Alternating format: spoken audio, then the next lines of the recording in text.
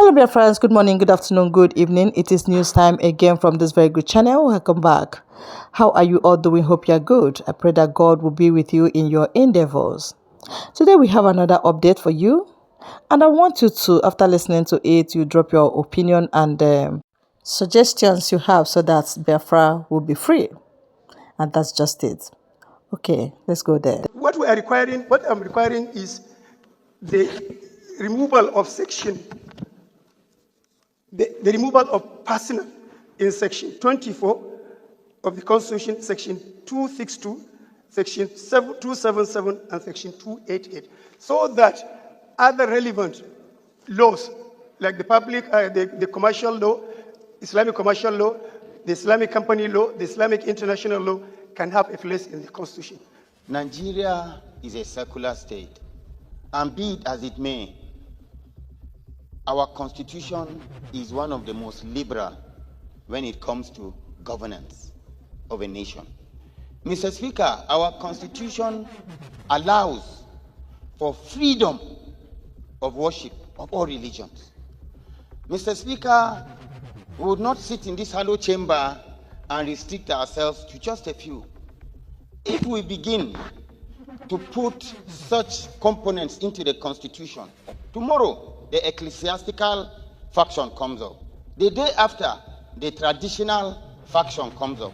The day after, all other components begin to come up. And what happens to our grand norm that is supposed to be the foundation of our existence? Mr. Speaker, Nigeria has never limited anybody from practicing his religion.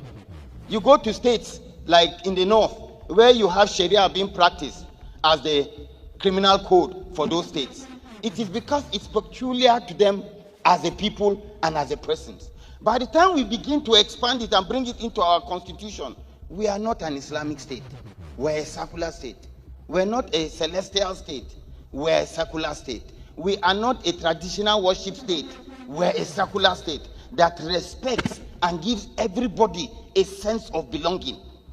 We're a nation. We need to be sensitive to the mood and the existence, freedom of speech, freedom of association, to live in happiness, not a scenario whereby there could be some misconceptions. To this end, I wish to crave the indulgence of the sponsor of this bill that he steps it down for more legislative input.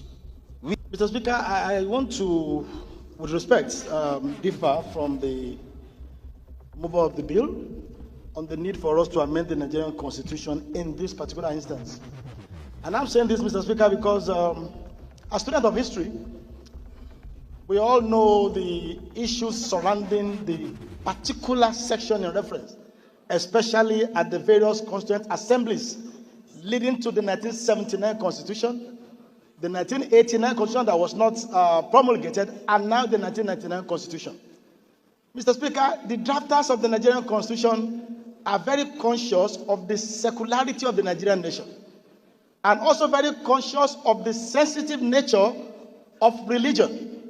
And I remember the 1976 Constituent Assembly, the 1979 Constitution, was very, very contentious on this matter until the then federal military government came in to stop further debate on this matter and took a decision that the application of Islamic laws will only be constrained to personal matters, which has to do with administration of estate and some other issues. Mr. Speaker, we have to be very, very conscious of whatever we do to alter the Nigerian Constitution in a manner that will further widen the divides that we have as a country. And in any case, Mr. Speaker, like my previous colleague said, the matters which my colleague seek to address by this proposal is already covered by existing laws. The Kama law, covers regulation on issue of finances and allows for application of Islamic principles of financial transaction. The same thing with the CBN Act, like you rightly said. And the moment we allow the Constitution to be altered to take care of all manner of interests, we will no longer be in a state where the sanctity of the Constitution is respected, and the intent of the drafters of the Nigerian Constitution via or as regards to the secular nature of the Nigerian nation might be threatened if we allow this to go on. Mr. Speaker, I sincerely think that this bill should not pass on for the second reading for these reasons I've adduced. Thank you. But we have to consider, and considering also the divisions we have in this country, we have to consider the ethics, the values, and the interest of the masses. Because we are here in this hollow chamber to represent the Nigerians, and also not to make a religion or a tribe or a community, not to constrain them from practicing something which is their way of life. We all know that Nigeria comprises of so many religions and also tribes and communities. But these religious matters, we consider it as a way of life, not just a mere religion.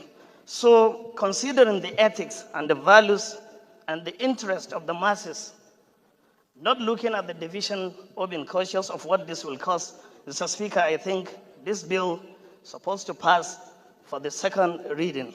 In my opinion, Mr. Speaker, we need to commend the Honorable Misau for coming up with this bill in order to unite and to create a room, free room or an interest for people that are practicing Islamic religion to practice their religion freely and to consider some way of lives which comprises so many things. And I think we need to understand the subject matter of this bill. The bill is calling for description of Islamic law.